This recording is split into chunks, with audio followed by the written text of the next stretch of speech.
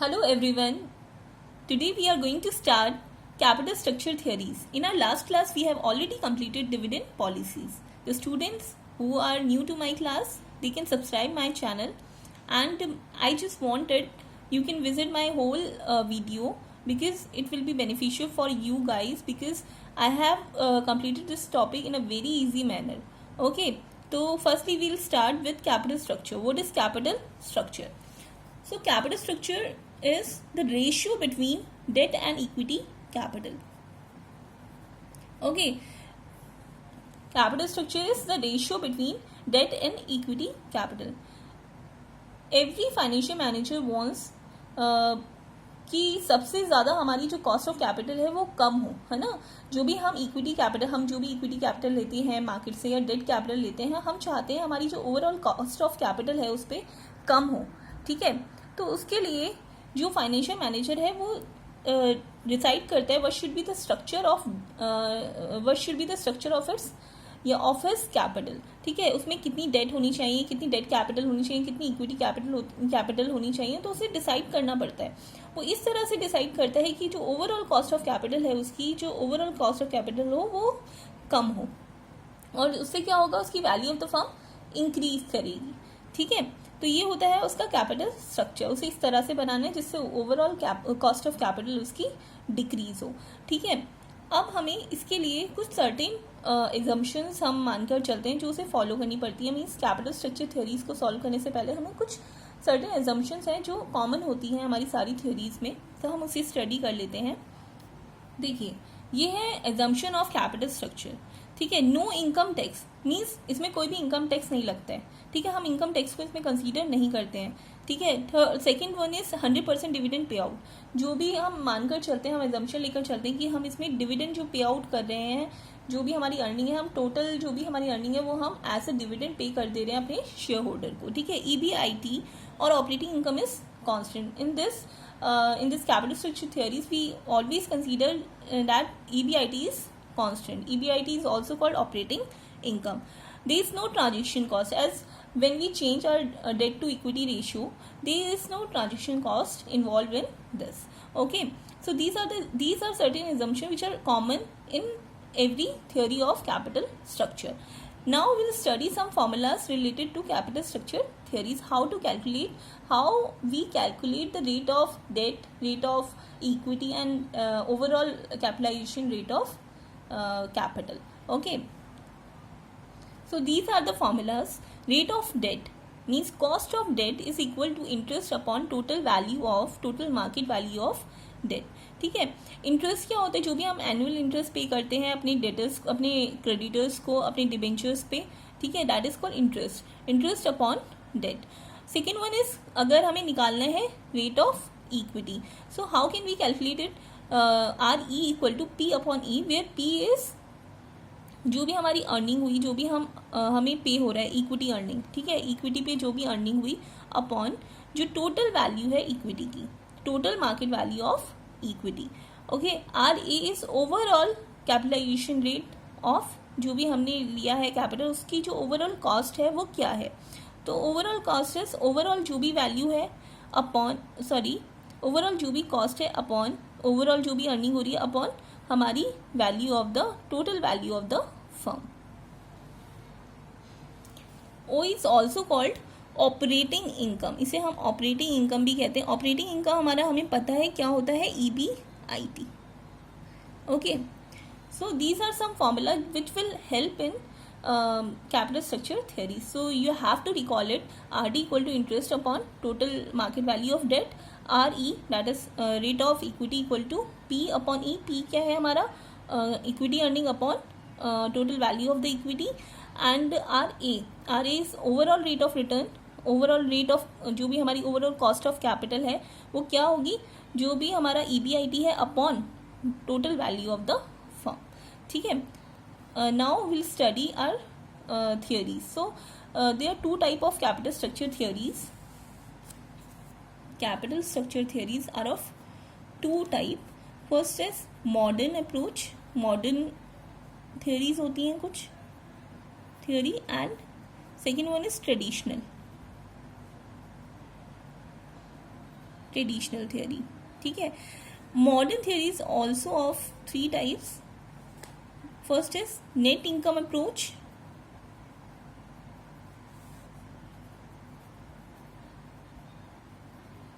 second one is net operating income approach,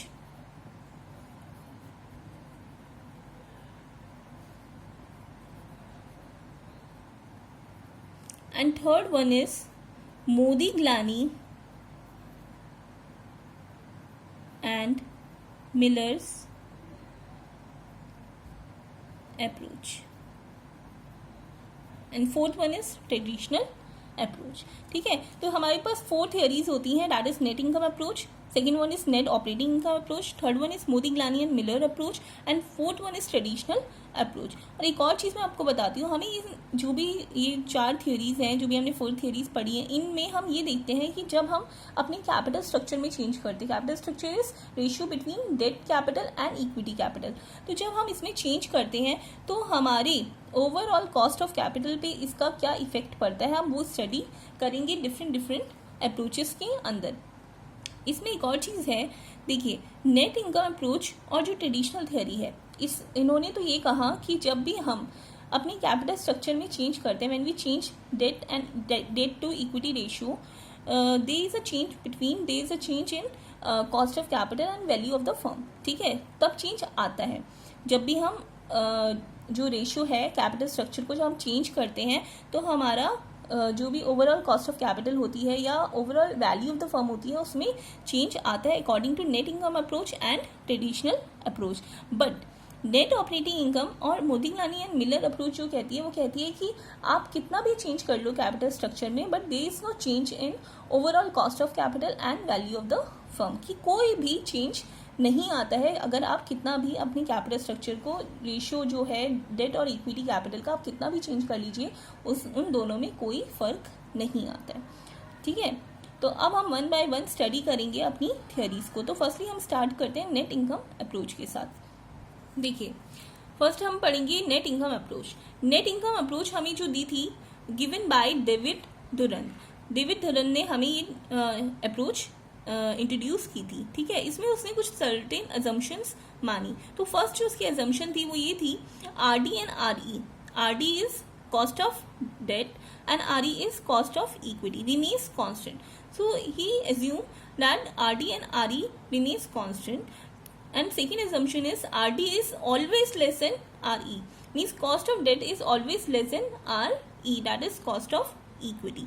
तो उसके according क्या था कि जब भी हम एक तो RD और RE हमेशा कांस्टेंट रहेंगे, हमेशा सेम रहेंगे, ठीक है, और RD जो कॉस्ट ऑफ डेट है वो हमेशा कम होगा किससे, RE से, ठीक है।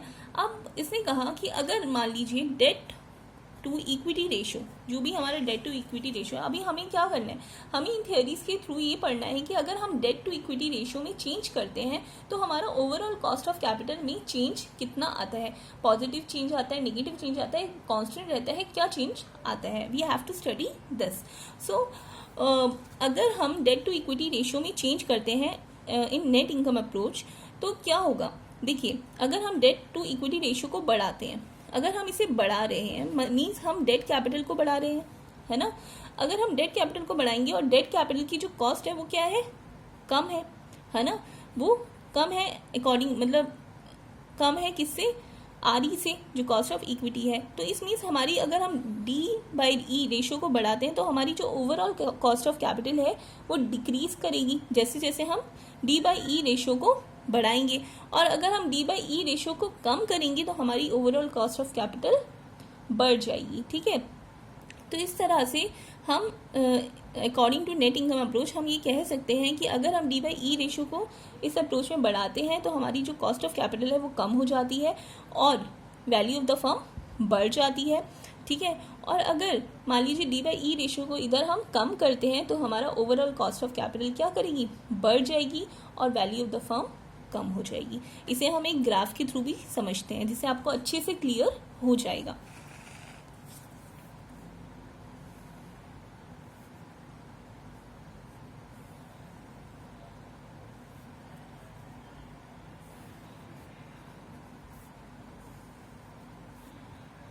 देखिए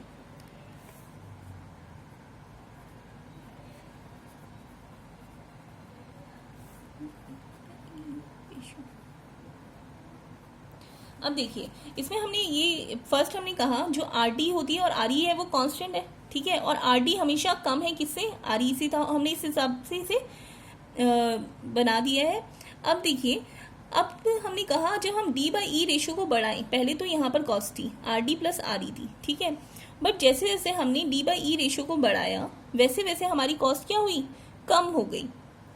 तो ग्राफ कैसा बनेगा, जैसे जैसे हम रेशियो को बढ़ा रहे हैं हमारी जो कॉस्ट है वो कम हो जा रही है, ठीक है। तो हमारा क्या होगा, ओवरऑल जो कॉस्ट ऑफ कैपिटल है वो कम हो जाएगा। ये क्या है हमारी R A, that is overall cost of capital. जैसे जैसे हम डी बाई ई रेशियो को बढ़ाएंगे हमारी जो ओवरऑल कॉस्ट ऑफ कैपिटल है वो कम हो जाएगी। तो इस तरह से हम ग्राफ के थ्रू भी समझ सकते हैं कि आर डी क्या है हमारा, कम है आर ई से, R E and R D is constant, and when we increase R D by E ratio then overall cost of capital will decrease. Okay, चलिए अब हम इसे एक न्यूमेरिकल एग्जाम के थ्रू भी न्यूमेरिकल एग्जाम्पल के through भी समझेंगे। देखिए हमने माना दो फर्म्स हैं, टू फर्म्स हैं ए एंड बी, वो हर उससे सेम है, ठीक है, हर चीज़ सेम है उनकी, बट हमने इसमें क्या लिया है, कुछ लीवरेज, जो हमने लीवरेज लिया है, लीवरेज क्या होता है हमारा, डेट है ना, लीवरेज अमाउंट में हमने चेंज कर दिया है। जो फर्म ए है उसमें हमने 0% लीवरेज लिया है और इसमें हमने कुछ सम अमाउंट ऑफ लीवरेज लिया है जिसपे हमें इंटरेस्ट पे करना है 3000 रुपीज़। ओके, तो अब इसे हम एक एग्जाम्पल के थ्रू समझते हैं कि कैसे हम इसे सॉल्व करेंगे और कैसे हम अपने कंसेप्ट को समझते हैं। देखिए टू फर्म्स हैं हमारे पास, firm A and firm B. हमने माना जो उसकी ऑपरेटिंग इनकम है, ऑपरेटिंग इनकम इज EBIT, तो ऑपरेटिंग इनकम हमें गिवन है दैट इज 10,000। दोनों फर्म्स की क्या है, सेम है, 10,000 ही है इसकी भी, ठीक है। अब हमें डेट कैपिटल लिखना है, मीन्स हम जो इंटरेस्ट पे करते हैं अपने डेट पे, ठीक है, इंटरेस्ट ऑन डेट। मैंने आपको इनिशियली बताया था कि जो फर्म ए है वो 0% डेट ले रही है, मीन्स उसे कोई इंटरेस्ट पे नहीं करना, बट ये सम अमाउंट ऑफ डेट ले रही है जिसपे उसे इंटरेस्ट पे करना है 3000। ओके, देन जो इक्विटी कैपिटल को मिलेगा, मतलब इक्विटी अर्निंग क्या हो जाएगी इस केस में, जो इक्विटी शेयर होल्डर्स को मिलेगी, इक्विटी अर्निंग इस यहाँ 10,000 डिस्ट्रीब्यूट होगा और यहाँ पर 7,000 डिस्ट्रीब्यूट होगा। इस केस में हम कॉस्ट ऑफ इक्विटी कैलकुलेट कर सकते हैं।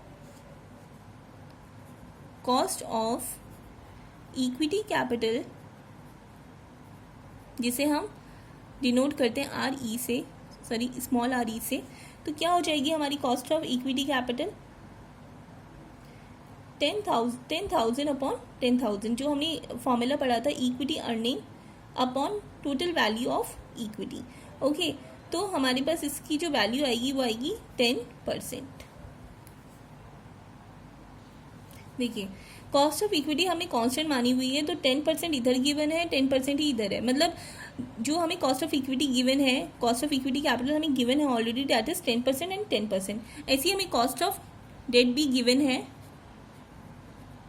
डेट भी गिवन है दैट इज RD, उसे ये गिवन है हमें 6%। दोनों में सेम रहेगी क्योंकि हमने कहा है कि everything is same except leverage, तो हमने लीवरेज को ले लिया है यहाँ पे और बाकी जो चीज़ें हैं वो सेम रखी हैं। अब देखिए हम market value of debt calculate कर सकते हैं। मैंने आपको बताया था जो हमारी RD होती है वो इक्वल होती है हमारी I upon market value of debt से। तो मार्केट वैल्यू ऑफ डेट हमें कैलकुलेट करना है, हमें इंटरेस्ट पता है 3000 upon RD, rate of debt हमें पता है 6%। इसके थ्रू हम जब कैलकुलेट करेंगे तो हमारे पास जो मार्केट वैल्यू ऑफ डेट आएगी, इस केस में तो हमने कोई इंटरेस्ट पे ही नहीं किया तो इस means 0, market value of debt is 0। But इस केस में जो हमारे पास मार्केट वैल्यू ऑफ डेट आएगी, जो हम वैल्यू पुट करेंगे तो आती है 50,000। ओके, इसी तरह से हम मार्केट वैल्यू ऑफ इक्विटी भी कैलकुलेट कर लेंगे। देखिए मार्केट वैल्यू ऑफ इक्विटी हमें पता है RE जो होता है हमारा P अपॉन E होता है, that is equity earning upon capitalisation rate, ठीक है, P अपॉन E होता है। तो इधर हम क्या करेंगे, हमें ऑलरेडी गिवन है जो कैपिटलाइजेशन रेट ऑफ इक्विटी हमें ऑलरेडी गिवन है, हमें market value of equity calculate करनी है, ठीक है। तो हम इसे डिवाइड करके कैलकुलेट कर लेंगे जो भी हमारे पास 10,000 है, इक्विटी अर्निंग है हमारे पास 10,000 डिवाइडेड बाय 10%, तो उससे हमारे पास जो वैल्यू आएगी वो आएगी 1,00,000 रुपीज़। ऐसे इसमें हम कैलकुलेट करेंगे तो हमारे पास आएगी 1,20,000।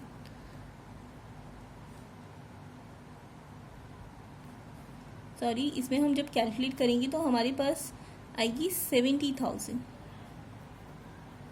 Value of equity. तो टोटल वैल्यू ऑफ फर्म हम कैलकुलेट कर सकते हैं। टोटल वैल्यू ऑफ फर्म क्या हो जाएगी इस केस में, अगर डेट और इक्विटी को प्लस कर देते हैं, डेट कैपिटल तो हमारे पास 0 है और इक्विटी कैपिटल 1,00,000 है, तो हमारे पास जो total value of firm I वो 1,00,000 ही आई। ठीक है, इसमें भी हम प्लस कर देते हैं तो टोटल वैल्यू ऑफ फर्म क्या हो जाएगी, 1,20,000 हो जाएगी।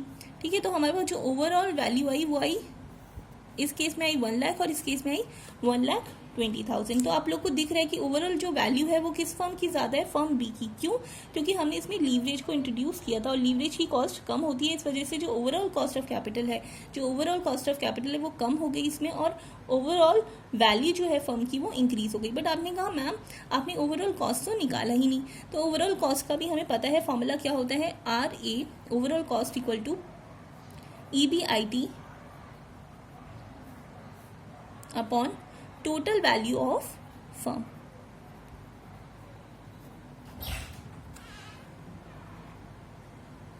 अगर हम ए फर्म के लिए कैलकुलेट करते हैं, अगर ए फर्म के लिए हम कैलकुलेट करेंगे, EBIT हमें 10,000 गिवन था और टोटल वैल्यू ऑफ फर्म कितनी थी ए फर्म की, 1,00,000। तो जब इसे कैलकुलेट करेंगे इंटू 100 भी करेंगे क्योंकि हमें परसेंटेज में चाहिए, तो 10% इसका आंसर आएगा। ठीक है, इसे सॉल्व कर लीजिएगा आप, फिर इतना एंड ये कट जाएगा तो हमारे पास 10% आएगा। ऐसे ही हम फर्म बी के लिए भी ओवरऑल जो भी हमारी रेट है उसे कैलकुलेट कर सकते हैं। 10,000 इस EBIT कॉमन है सब दोनों फर्म्स में और ओवरऑल जो वैल्यू आई है इस फर्म की वो है 1,20,000। तो इसे हम पुट कर देते हैं 1,20,000।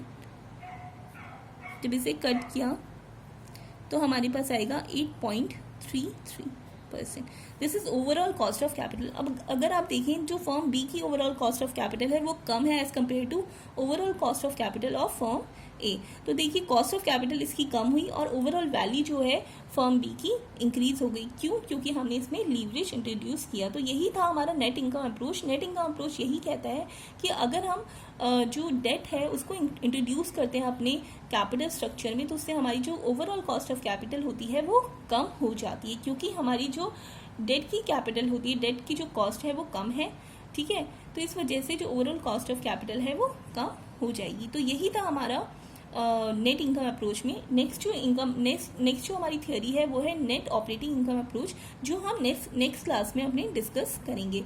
अगर आप लोग को कोई भी डाउट है, कुछ भी आप लोग को पूछना है तो आप लोग मुझसे पूछ सकते हैं, कमेंट कर सकते हैं। और प्लीज़ मेरे चैनल को लाइक कीजिए, सब्सक्राइब कीजिए और आप लोग अपनी कमेंट्स के थ्रू मुझे बता सकते हैं कोई भी डाउट है अगर, और आपको कैसा लगा मेरा लेक्चर। ठीक है, ओके, थैंक यू क्लास।